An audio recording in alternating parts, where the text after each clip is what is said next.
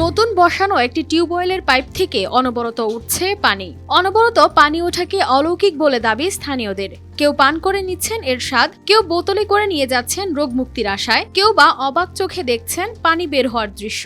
আমি পানি নিয়ে গেছে আমার স্বামীর অসুখ, তাই বলে আমি নিয়ে যান উপরে উনি এলে পাচ্ছিল পানি নিয়ে একটু পান করলাম, মোটামুটি অনেক ভালো আর কি। খাওয়ার জন্য 500 লিটারের মতো পানি হতে পারে। বগুড়ায় বুরুজ গ্রামের একটি টিউবওয়েলের পাইপ থেকে এভাবে অনবরত পানি ওঠার দৃশ্য দেখতে ভিড়ের সৃষ্টি হয় উৎসুক জনতার। আমি কখনো দেখিনি এরকম সিচুয়েশন, দেখে তো আমি নিজে অদ্ভুত হয়ে গেছি। সোমবার দিন থেকে বাগান শেষ আছে, মঙ্গলবার থেকে সেই কাজ থেকে পানি উঠছে দিন 24 ঘন্টায়।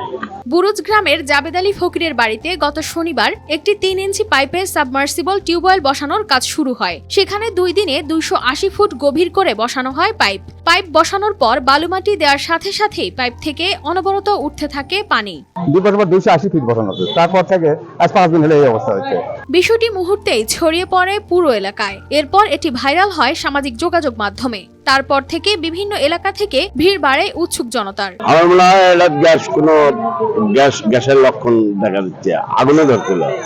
এ পানি দিয়ে রোগ সারবে এমন আশায় কেউ কেউ পানি বোতলে ভরে নিয়ে যাচ্ছেন বাড়িতে। তবে এ পানিতে গ্যাসের কোনো নমুনা পাওয়া যায়নি বলে জানান স্থানীয় চেয়ারম্যান। দেখি যে খালি শুধু পানি নিচে থেকে উঠিচ্ছে, এছাড়া গ্যাসের কোনো নমুনা পাওয়া যায় নাই। তবে স্থানীয়দের কেউ বলছেন মাটির নিচে রয়েছে গ্যাসের চাপ, কেউ বা বলছেন পানির চাপ। আর অতিরিক্ত পানি কিংবা গ্যাসের চাপের কারণে পাইপ দিয়ে অনবরত উঠছে পানি।